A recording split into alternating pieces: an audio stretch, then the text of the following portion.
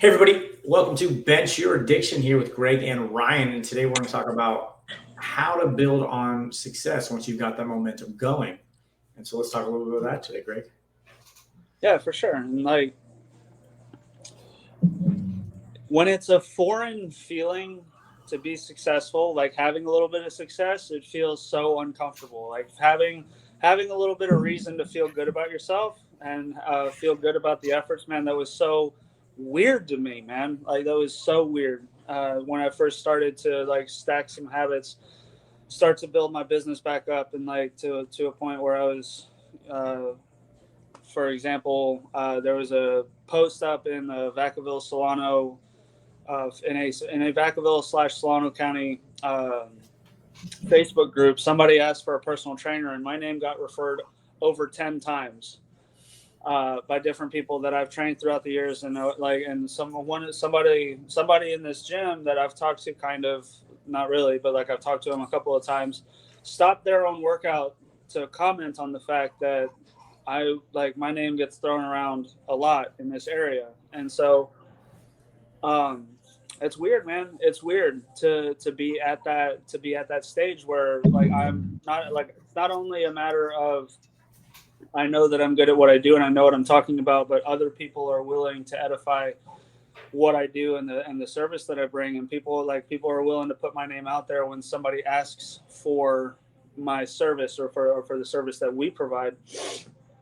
But it's so weird. So like coming to some level of acceptance around the fact that you're not such a piece of shit, because like I can tell you for sure, like when I was in the bottom of the bottle, like that's the only Yeah, type of yeah, narrative yeah. I had going on. Like I only type of narrative I had was like I'm useless, I'm a waste of space, I'm not living up to my potential, like all of these things, and I just feel really crappy about myself perpetually. And quite honestly, it was like as I was building success and getting more and more uncomfortable with it, the more like client testimonials I was getting, the more positive feedback I was getting. Like quite honestly, at first I was getting more and more uncomfortable, because usually like the way my story has gone in the past is that some good stuff happens and then I gloriously screw it up. Like and so like in some type of like, and Yeah. it's not just like spilled the milk. I'm talking like I cut the brake line and I run the car off the side of the bridge. Like it's crazy how much I've been able to screw things up and burn my life to the ground and damn near lose everything. And a couple of times it really feels like I have lost everything.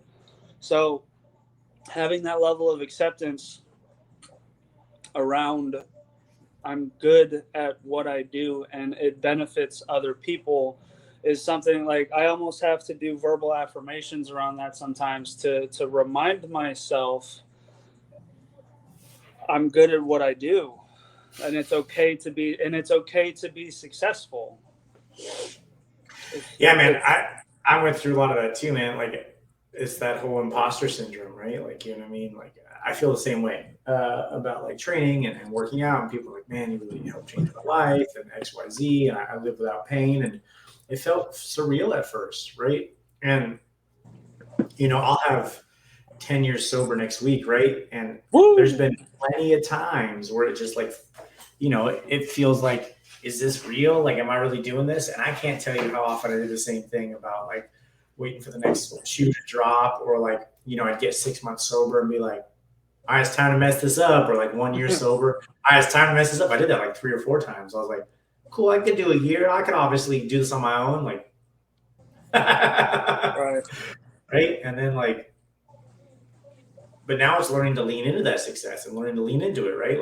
Like you were talking about before we hopped on here, like leaning in the momentum, right? Like I placed first on my bodybuilding show a couple weeks ago. So what do I do? Do I take off, the gas and hit the brakes? Like, no, man, I'm doing another show in 9 days. Like, cool, let's keep going, right? Let's build on the success. Let's keep going. Let's win on this, right? I was listening to a podcast the other day, and it was talking about how entrepreneurs and business owners do that a lot. When things are going really well or really easy is when they start to take a step back. But the real answer in life is like, you're probably only going to be throwing 3 or 4 fast pitches your entire life. So you better lean into them and lean into them hard, right? And like having the confidence to do that when that opportunity comes up is what I've built by working out in the gym and doing small things like I've talked about before, like making my bed and like doing simple repetitive things that like I build success on over and over again.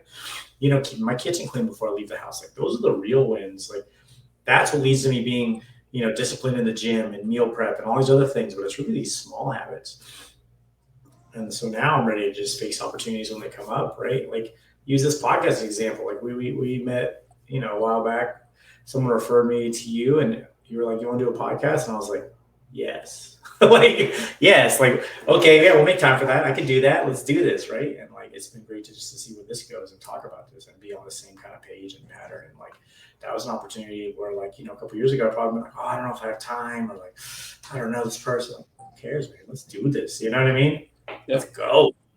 Yeah, and like what you just talked about, like it's the small habits. So I went to the Shaw Classic, which they entitled the Strongest Man on Earth competition. Last weekend. I went to it last weekend, and one of the guys that they had in a Q&A session was Ed Cohn. Oh, and cool. Anybody, like, if you don't know Ed Cohn, then you don't know anything about powerlifting, really. But like, yeah. And that's fine if you don't. But like, Ed Cohn did some phenomenal things in the world of powerlifting, and so like, of course, when we were like, he was just going through the crowd with a microphone, and he was, letting people ask questions, and I realized that he was at like a lot of people were asking questions about progressions, about programming, about like how do you like what was your process to set up for a deadlift or a squat. One of the questions that I had, because it's like it's all good and well to say we need to approach this thing the same way every single time, but if you've ever lifted anything heavier than you've ever lifted before, for me, for sure, there's this level of anxiety approaching the bars, just like especially a squat. Like you try to like first time I ever squatted 315, man, I was shaking like a leaf, man. It's like that's extremely intimidating for someone. Like I have clear memory of struggling with 95 pounds and like to try to wrap my head around the fact I was approaching a bar that had 3 45-pound plates on each side looked staggering. And so I had like one of the questions the question that I asked Ed Cohn was, when you were approaching a PR, when you were approaching a weight you've never touched before, especially if it was a PR by a mile, was there like what was your mental preparation to that? Like how did you overcome the anxiety associated? And Ed Cohn was like, it's just a number. So and like he had talked about and referred again to, if I approach the bar the same way, if I grab the bar the same way, if I brace the same way, if I walked out the same way, if I had that process in place, I wasn't worried about it. The only time I ever got some anxiety is when my approach to the bar was off and I felt it, or my brace wasn't proper and I felt it. But if I could master and ensure that I approach the bar the exact same way every single time, it's just a number. It's just a thing that he does. Like he knows how to squat. And like when you start to stack, and I like as this relates to successes and wins, just like as you start to stack these habits, you start to stack you start your own business, you start to try to make some sales calls. It's just reps and sets, man. Like it's really just reps and sets, because Cohn talked about if you've never sumo deadlifted before, you can't expect to walk up to a bar and sumo deadlift a couple of times and be cool with it. You can't. You got to put in volume. Don't be afraid of volume. He said that repeatedly. You can't be afraid of volume. You got to be ready to put in the work. And so, like, what does that look like based on where you want to try to apply this? You want to be a good father, you better put in the work of having those sometimes repetitive conversations with children. And like, you want to be a good coach, you better run some freaking training sessions, man. Like you better be in training sessions. You can't, like, you and I can talk about concepts until we're blue in the face, and we've talked about everything there is about conceptually working with someone, from psychology to training to nutrition and yada yada yada. But unless you're in the trenches having these conversations and doing these training sessions, you're not going to get better as a coach. You're not going to get better at sales if you don't just put in the volume. And like, obviously you always want to try to improve your process, because you understand, like you and I both understand, the first sales call we were ever on, we sucked. Yeah. I stuttered for sure. Like I definitely had no confidence over the phone. I had like in my mind, I was like, I can't believe I'm about to ask for this much money. Like, am I worth it? Am I like that imposter syndrome you addressed? Yeah. I don't get better unless I'm on calls. I don't get better unless I'm like in the process trying to improve it over and over, like doing it repeatedly. And that's what success is. It talks about it from like some Greek, whatever is like, is it Aristotle or Socrates or whatever? It's just like excellence is found in your habits. Yeah. I want to say that's Marcus Aurelius, but he's that stoic. Yeah, that makes Yeah, sense. He is very that stoic kind of, traditionalist, Yeah, man. I mean, it's really just the habits, right? Like the habits are going to dictate the outcome. I get that comment a lot too. People are like, man, you're so dedicated and disciplined with your diet and all those other things. I'm like, it's just habits. Like, I don't even think about it. You know what I mean? Like my morning, I already know what I'm going to eat for dinner and lunch and breakfast. Like, it's not even a thought process. It's just like, right. This is what we're eating. This reaches the goals. This is how we do it. This is the time we go to the gym, right? Like, if I put too much thought into it, then I'd probably get anxious about it. I would be stressed out about it because it's a lot, right? But if I just do it, it's like, all right, that's what we do, right? And then speaking on the client thing, man, like, it's one thing to win with yourself. It's another thing to see clients win because of the things that you've been able to tell them and instill in them. And like, for me, that's what keeps me going. I actually had a client yesterday ask me like, what do I like the most about working with clients? And that was it for me. Is it's not them necessarily hitting a strength PR or like, hitting a certain aesthetic. Like, while those are great, the comments that I love and like the feelings that I love is like, my shoulder hasn't hurt in 2 months. My low back doesn't hurt anymore. Like that kind of comment, like you can't put a price on that when a client says my back doesn't hurt anymore. You know what I mean? Like, I know what it's like to live with back pain and shoulder pain and different other pains, right? And you can reach that point in like with a win where you're like, this doesn't hurt anymore, right? And for me, that's what I think should motivate people to work out and exercise and diet right, is to like live pain-free and be functional and like do all these extra things. Then you can build from there, right? But if you're in pain every time it hurts, you lift your arm, like it's gonna be hard to want to work out, right? Yeah, and I get that a lot too. Like, all right, like I understand that because like several years ago when I was training at the first box gym that I ever trained at, like one of the trainers had gotten really into rehabilitation style training and like pretty much threw himself into studies like a physical therapist, chiropractic care, things like that. And so like he was doing, like, from my eye, he was doing some weird stuff at the time. Like he was doing shit like with a Swiss ball against the wall, and he was like doing this little hip hinge thing. You can't see it, but like raising your hip up. And like, I did not at the time understand anything that he was doing, but he was getting his people results. And he put in his 2 weeks to leave, and like I don't know where he went or what he did, but like when he was planning to leave, our direct supervisor came to me and said, Greg, are you willing to try to take on his clients? And I was like, yeah, I mean, I'm willing to try to learn. And like, I can tell you, man, that was the most uncomfortable 2 weeks of my life to watch. It was so different. It was so new. It was like, it wasn't like just like sit somebody relatively healthy on a bench press machine and tell them 3 sets of 12 or whatever. Yeah. Like, it was so weird because it was like this process, methodical system of like putting a key into a tumbler, and you have to do it in a particular order in order to unlock the joint. And if you don't do it in this particular order, you're not doing it right, and so you're not going to yield the same type of result. You're not going to reap the benefit because you did it in the wrong order or stuff like that. And like and it was so uncomfortable. And actually, like that 2 weeks when I was working like under his supervision, so to speak, that wasn't the most uncomfortable. It was about the 6 months that followed that, because I then was given his clients, and it was like he was like I had what he was doing, and I could just kind of mirror the crap that he was doing. But then when, like, as with anything, you get like, if you can't just always do the same thing and expect it to continue to progress.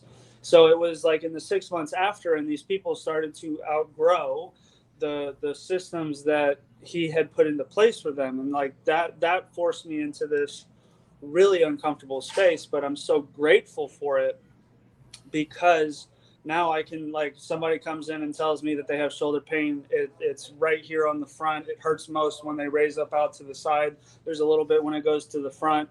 Whatever. Like that's a fairly common one. Is like I know a pretty good system that's 90% effective. Most of the, like, it works for most people most of the time. And like, again, that's just reps and sets. And the reason that I'm successful, the reason that you're successful, I would argue, the reason I'm successful with being able to work with people like this, and I can do things that make me look like a magician. Like I could like put a lacrosse ball here. We're gonna do that here. We're gonna grab that cable there. And like in 15, 20 minutes, they're like, oh my gosh, it doesn't hurt as much. And they're like, how did you do that? And I was like, you will never know. But it's just really building on habits and successes, man. I mean, and that's what we're talking about, right? Like, and that's awesome. You know, like it's once you get into these kind of progressions to where you can like really help people and like feel good about helping people, and then you make money helping people, right? Like this is like the sweet spot, right? Like not to just promote being a trainer, but like the reason I switch careers is because I'm able to help people and like see the success people have and like whatever that looks like, right? And you know, I like seeing people healthy and happy, and I like seeing people succeed, and I like teaching them the skills they need to, like, you know, if they don't, you know, not need me anymore. And I tell clients that when I sign up with them, I was like, look, our goal here is to teach you enough healthy habits that you don't need me anymore. If you want to continue with me, that's fine. But like our goal here is to teach you how to succeed. Right? People seem to appreciate that a lot, right? Because that's really how I feel about it, right? Like I don't want to be like, oh, I need them to stay forever. Sure, man, I'll get plenty of clients, right? Like, you know, it's more important that they have a healthy lifestyle the rest of their life, and that maybe they tell their kids or their friends and like teach others around them how to be healthy and happy, and like inspire others and like want to be active and want to do stuff, like not dread having to go to the gym, but like want to go out and like do the things that they enjoy, right? Like I love being a trainer, to be honest. Like I love talking about this. Like I love talking about fitness. I'm excited. I got my first actual speaking gig with like a nonprofit for like nutrition for underprivileged youth coming up, and like I'm looking forward to that win, right? And like old me would have been super nervous about that, but now I'm just like, well, I've given presentations on nutrition. I could do that a bunch. Yeah, sure. I'd love to come talk to your foundation. That'd be great, right? Like let's keep building on that success, right? Um, and that's just where I want to keep going, you know? Yeah, and like I love what you just said. Is like as a trainer, excuse me, as a trainer, being able to, because I've said that too. I've told clients that I'm training wheels. Yeah. Like I have people that want performance and like they know that they can't push themselves to the same extreme that I can, that you know, that I can kind of pull out of them, because they like the couple of people that I have in mind just don't have the capacity to go to that next gear without me being in the driver's seat. And I respect that. I understand that, because I'm somewhat insane when it comes to my own workout intensities. Like I've always enjoyed, like let's really see what this body can do. Like let's really try to run this thing into the ground and see how much I can get out of it. I really like that, and like it makes me apparently part of a minority. I don't know, but I've always been that way. But so for those people that are really trying to drive performance, I'm here because like I'll push them to a degree that they won't go on their own. But when it comes to other people come in, and I feel like that's something that I say too, is like I'm training wheels, man. The purpose of I'll look at you flexing on me. Oh, you want me to flex? I can flex. Hey, All right. I see you. All right. I get it. I hear you loud and clear, Ryan. I'm gonna start my cut today. Yeah. Come on. No, but like, I'm training wheels when it comes to like understanding like how to make changes. Like first off, like being able to, like, I teach people how to evaluate their current lifestyle. What changes do you want to make? All right, like let's reverse engineer that down into smaller habits, as you've already talked about, because that's where the success comes in, man. No one's ever been successful at anything that doesn't have a really solid foundation of a structured schedule in place, whatever that looks like. My structured schedule is kind of hectic because my schedule changes daily, but I've gotten used to it. I've just gotten used to having a schedule that's never really set, because I can look at my calendar and have the white blocks and know exactly what needs to be filled and done in a 24-hour period. But looking at like helping with my clients, like I talk to them about, okay, so this is what you want, this is what your life looks like. What's reasonable to change right now? What's going to be a little bit uncomfortable to change, but not impossible to change? And because that's one of the things that I tell people. Like I had a conversation with a guy that I started working with a couple weeks ago, and he wants to gain weight, and he's like, his story is my story in that regard. Like he's really struggled with gaining weight, and he gets frustrated, and then he he screws it off and throws everything by the wayside, and he stops eating, and then he goes right back down to like he hovers at around 160 pounds. Okay. And at 5'11", I think is how tall he is. And so like I told him, like, as I was talking to him, I used to fall into this trap of telling people or trying to sell people on, let's make it easier. And I think a lot of people are are encouraged. I know I was when I went through the box gym. Like we were encouraged to try to sell some type of easy, because that's like people are more liable to, but like it's a crap load of crap. Like and I know, and everyone who's ever done any significant change in their life, it's not easy.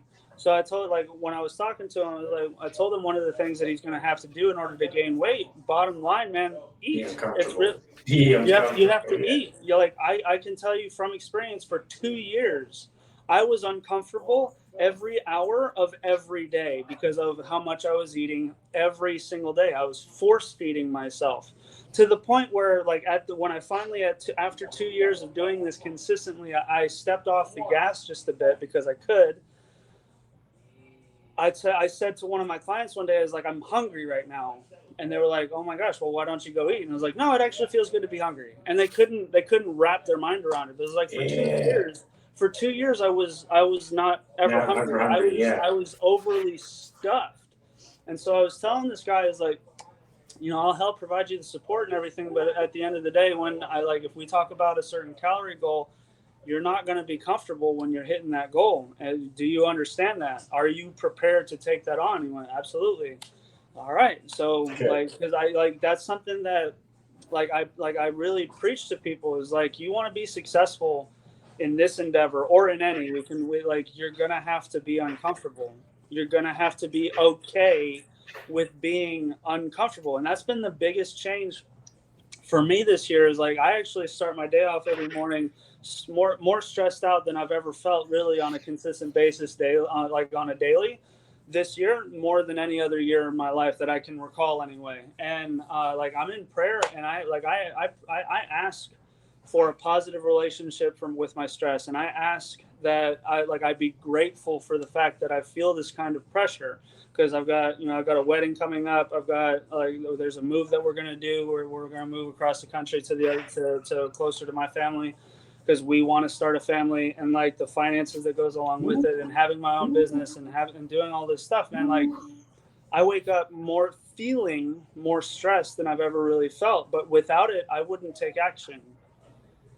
I'm uncomfortable right now, but because I'm uncomfortable, it promotes me to do things. And I love that we have a 10th step through the 12 steps. Like the 10th step is like, at the end of the day, I get to look back on my day.